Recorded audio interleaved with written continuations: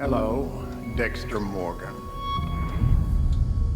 Welcome to Watch Mojo, and today we're counting down our picks for the most memorable and meaningful scenes in the first season of the killer Dexter spin-off Resurrection. Dexter! Look who we met!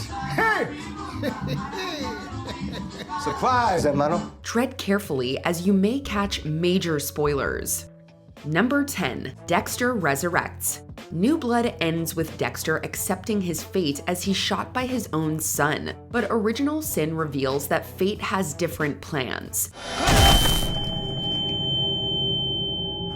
We have a heartbeat. A beating heart. I'll take it. As Dexter emerges from a 10-week coma at the start of Resurrection, he interacts with some key ghosts from his past. Arthur Mitchell and Miguel Prado assert that for all the good intentions of the Bay Harbor Butcher, his Vigilantum puts decent people in danger. But when you try to be normal, people who didn't deserve it found themselves equally as dead.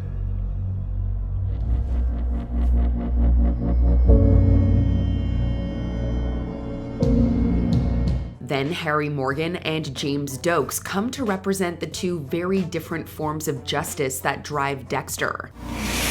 Surprise, motherfucker. And isn't there some rule about these things ending after the third ghost? You're not happy to see me, Morgan? This paranormal hospital reunion effectively recaps the anti-hero's complex internal conflict, while bringing back some of the fan-favorite characters who defined it. How better to set up the next chapter in Dexter's comeback? There's no clause in the code where it says you can just give up and die. I don't have much to live for. You have a son. Number 9, Dexter gives Batista a ride. It's like I'm back in Miami.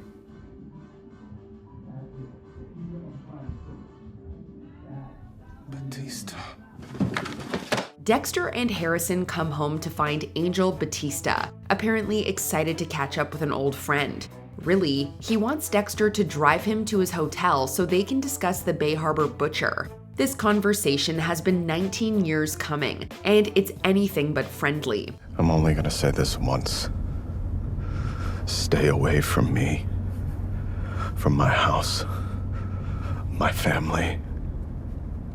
And especially my son. After deflecting Batista's accusations, Dexter eerily remarks, If I really am who you think I am, this can't possibly end well for you. A day of taking out killers and hanging out with Harrison ends with hints at the lengths this sociopath may go to protect himself. This is where you get out. Dexter angrily drops Batista off early, unaware that the passenger planted AirPods to track the killer's car. Batista is himself unaware that this indeed won't end well for him. Number 8, no sympathy for Lady Vengeance. Dexter believes he's found a true kindred spirit in Mia LaPierre, dubbed Lady Vengeance for killing sexual predators. I assume you're familiar with Mia's work, widely known as Lady Vengeance, as she is notorious for taking out sexual predators. Predators? Does she have a code? But when he learns she also targets innocent men, he concludes she must be dealt with in a manner that wouldn't raise suspicion in Prater's club. Are you sure everything is okay? Everything is the opposite of okay. Everything's great. Good. So when Mia seduces her next victim, Dexter slyly calls in an anonymous tip, and the police bust in just in time. Lady Vengeance's sick methods and judicious downfall harkens back to the craftier suspense that made classic Dexter so classic. Dex also frames Mia by planting in her collection the watch of the predator Harrison murdered. He kills two birds with one stone without actually killing anyone. Of course, Prater proves equally crafty in ensuring Lady Vengeance's silence. He's gone, Warden.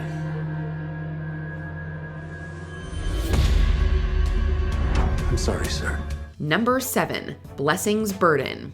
Dexter has just killed in his apartment when the newly orphaned Blessing visits in a fragile state. Can we talk?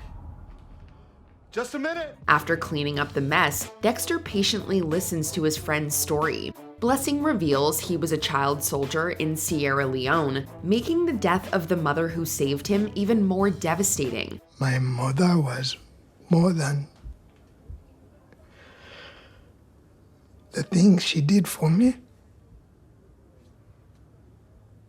She was my North Star. This confession brings depth to a man initially presented as totally pure, and his asking Dexter to imagine the trauma in taking a life brings some dark humor. I even killed one person. Can you imagine? God, no. Dexter runs off Blessing before he discovers the corpse in the bathtub, but seems struck with a rare moment of empathy. Enhanced by incredible acting from Ntare Guma Umbaho Mwene, this revelation epitomizes Blessing's importance as a figure of decency and redemption. I hope I haven't scared you. Nope. You're a good and gentle person, Dexter. Tell that to the dead man in my bathtub. Number 6. Provoking the Other Gemini Killer. Gareth Pike's death reveals a detail that no one knew about the Gemini Killer. There is another. A twin brother and partner, also named Gareth, sneaks onto a trip to Prater's country mansion. The Gemini Killers. Twins. There, Dexter claims that nosy fandom led to him discovering the truth about Gemini. But as he and Gareth too privately discuss murder as a family affair, Dexter confesses to killing Gareth 1. They say twins can feel each other's pain. Is that true? Did you feel a sting in your chest last night? Around 8:20? Why? Because that's when I stabbed your brother in the chest. A brutal fight ensues, so that Dexter can quickly end it by stabbing his opponent in the neck. He then tells the witnesses that he was just defending himself and them. He was acting weird, saying all kinds of crazy shit. He was calling this his ultimate share. I knew this guy was insane. He was going on about how he's going to prove he was a visionary by taking out Lowell and me and Al. This creatively intense slaying not only affirms Dexter's resourcefulness, the Gemini Killers chillingly suggest what he would have been like with peer pressure from his brother Brian Moser. Why does his death hurt so much? Because you're still listening to your fake dad instead of your actual brother. Number 5. Harrison's Dark Passenger. Just when he thought he escaped his father's twisted nature, Harrison follows his suspicions about a shady guest at the Empire Hotel. Just let me get Shauna back to her room, and we can pretend this never happened. Out of here. He manages to overpower Ryan Foster as he attempts to sexually assault a woman he drugged. When Ryan callously says he'll just find another victim, the furious Harrison beats him to death with the top of a toilet tank. There's plenty more where she came from. There's always more.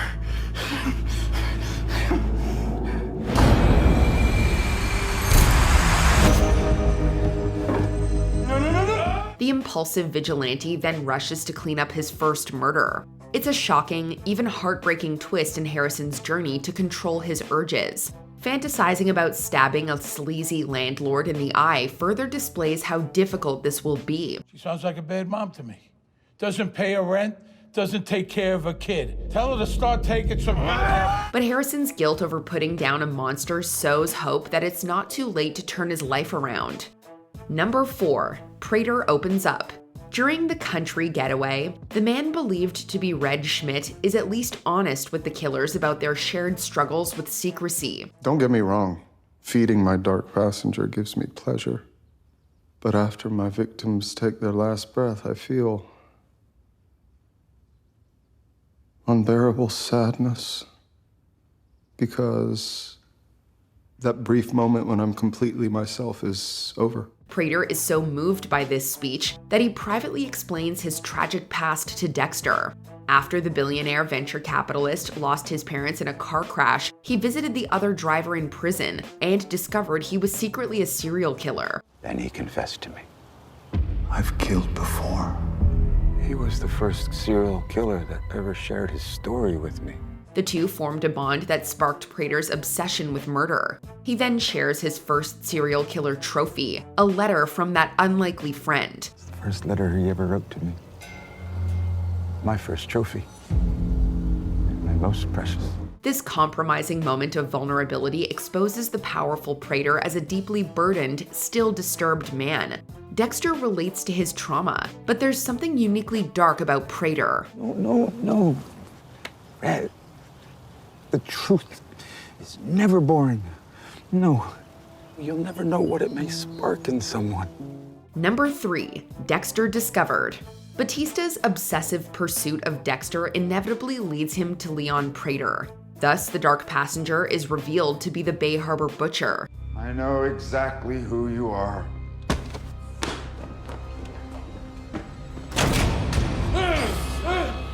And I love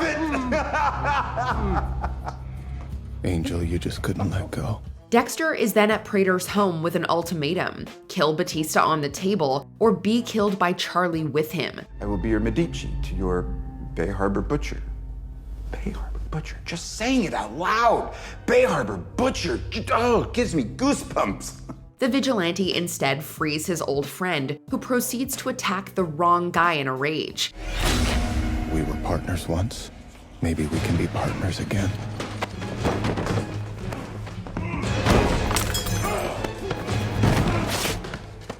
The villains escape, but not before Prater at last becomes a murderer himself. The bullet-riddled Batista dies cursing Dexter. Dexter Morgan. You. And with this reminder that it was his hubris that cost the lives of so many dedicated colleagues and loved ones, Dexter's anguished cry perfectly sends a good man out on a painful yet poignant note. Number 2. Dinner with Killers. What's happening?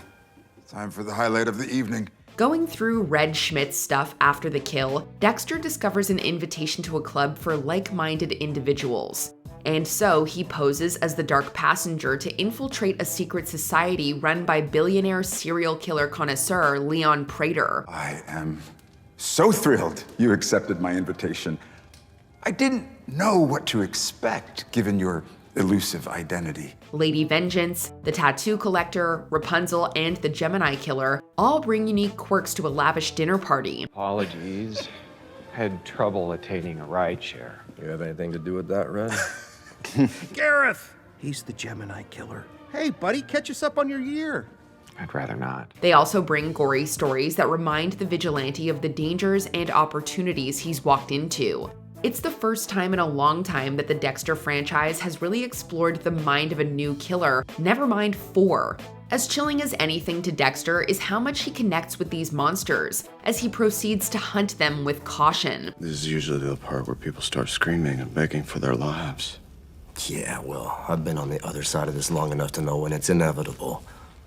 Sorry to droop your chub. Before we unveil our top pick, here are a few honorable mentions. Uninviting the Canton Clubber.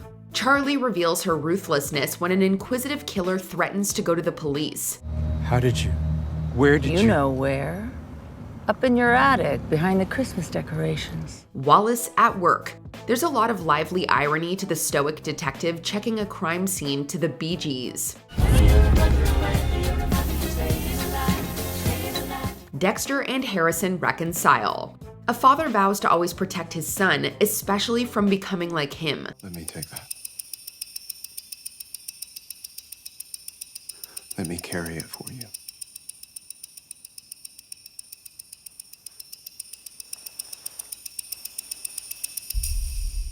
Dexter gives a eulogy. A sociopath's awkward, somewhat poignant tribute to Blessing's mother, Prudence. All she wanted was to be surrounded by people she loved, who knew her for who she really was. The one he lets get away. With Batista closing in, Dexter lets a cruel landlord off with a terrifying warning. Imagine how that feels. Not knowing when or if you'll be able to take your last breath. The panic rising. Before we continue, be sure to subscribe to our channel and ring the bell to get notified about our latest videos. You have the option to be notified for occasional videos or all of them. If you're on your phone, make sure you go into your settings and switch on notifications. Number 1. Prater's Legacy. While New York's first responders enjoy a fundraiser beneath Prater's penthouse, the Morgans turn the tables on their pursuer, who wakes up on Dexter's table. What's wrong? I thought you loved it in here. Please, don't hurt me. Please, please. This cowardly murder enthusiast isn't so smooth anymore, as he realizes the irony in inviting a vigilante to a serial killer club.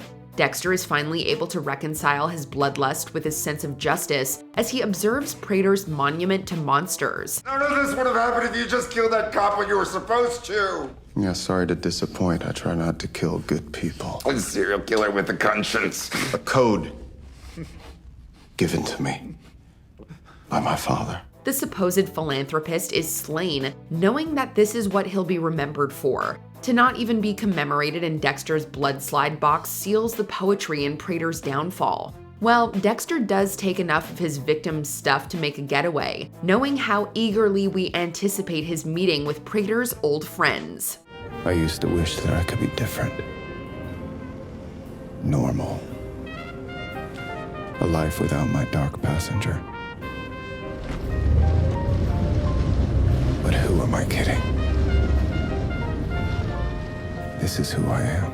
Which moments in Resurrection and the whole franchise stuck with you? Fess up in the comments. I'm Dexter Morgan. I'm exactly who I need to be. Exactly who you want me to be.